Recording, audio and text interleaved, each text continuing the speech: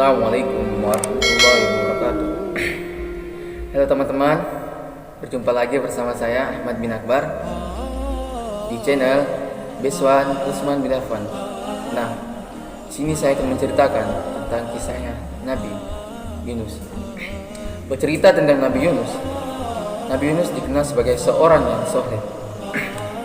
Sebelum diangkat menjadi rasul, dia sudah dikenal sebagai orang yang tekun dalam beribadah. Namun, dia mempunyai kelemahan, yaitu mudah hilang harapan. Suatu ketika, dia diperintahkan oleh Allah Subhanahu wa taala untuk menyembah kepada Allah Subhanahu wa taala, menyembah kepada berhala-berhala tersebut. Dengan meninggalkan kemaksiatan dan kedurhakaan. Nah, suatu ketika dia berjumpa kepada kaumnya dan dia menyampaikan bahwa sembahlah Allah Subhanahu wa taala dengan tinggalkanlah sembah terhadap berhala-berhala tersebut dan tinggalkanlah kemaksiatan dan kedurhakaan. Dengan sekian banyaknya kaumnya, ribuannya kaumnya, hanya dua orang yang ingin mengikutinya, yaitu Rubil dan Tenun. Rubil dikenal sebagai orang yang sederhana, Tenun sebagai orang yang bijaksana.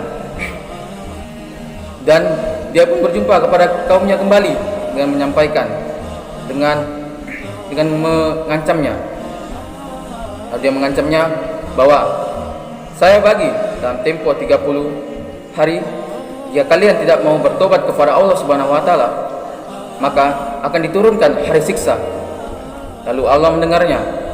Lalu Allah mengatasi batas waktunya dengan menambahnya 10 hari. Jadi jumlahnya 40 hari. Dan itu Nabi Yunus pun berjumpa lagi kepada kaumnya dengan menanyakan atau menyampaikan bahwa hari siksa itu ditambah, bahwa 40 hari akan datang hari siksa itu. Dan Nabi Yunus pun kecewa terhadap kaumnya. Lalu dia pergi kepada kaumnya karena kecewanya itu sangat marah sekali. Nah, tiba-tiba 40 hari pun sudah terlaksana, bahwa di 40 hari itu tiba-tiba di siang hari itu cuacanya pun sangat gelap, dengan terlihat di langit itu sangat merah yang mau turun ke bumi. Nah, kaumnya pun berlari mencari Nabi Yunus. Tiada satupun yang melihat Nabi Yunus. Lalu jalan mereka yaitu salah satunya bertobat kepada Allah Subhanahu wa taala dengan mengikuti ajarannya Nabi Yunus. Lalu Allah memberhentikan hari siksa itu.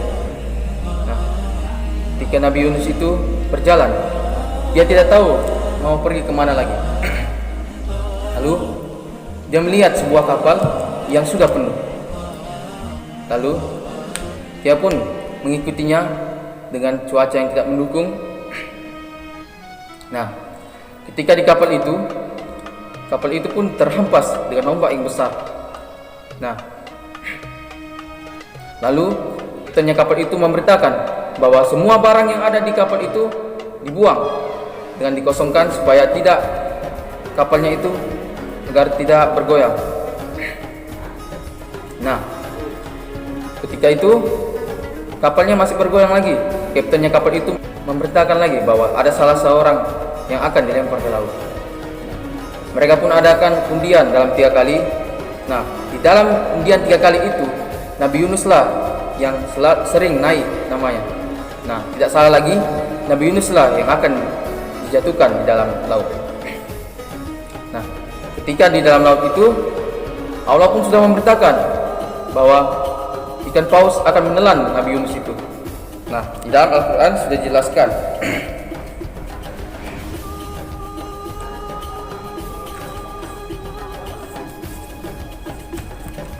Di Quran surat Al-Anbiya. Dan ingatlah kisah Yunus ketika dia pergi dalam keadaan marah, lalu dia menyangka bahwa kami tidak akan menyulitkan, maka dia berdoa dalam keadaan yang sangat gelap. Tidak ada Tuhan selain Engkau, Maha Suci Engkau, sungguh aku termasuk orang-orang zalim.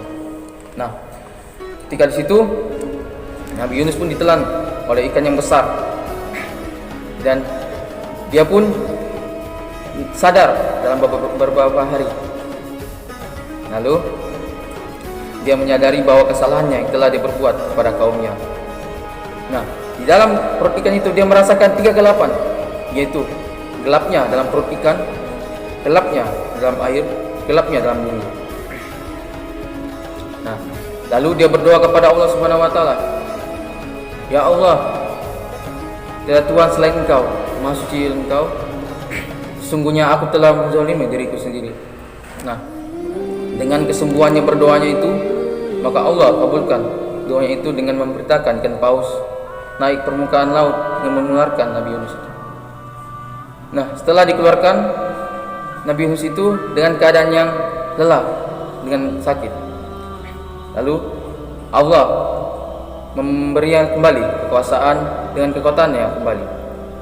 Lalu Nabi Yunus pun mencari kaumnya, tetapi Nabi Yunus pun tiba di tempat sana, tempat pada kaumnya yang ingin mencarinya dengan merayakan kedatangannya, dengan ingin mengikuti ajarannya dan menyembah kepada Allah Subhanahu wa taala.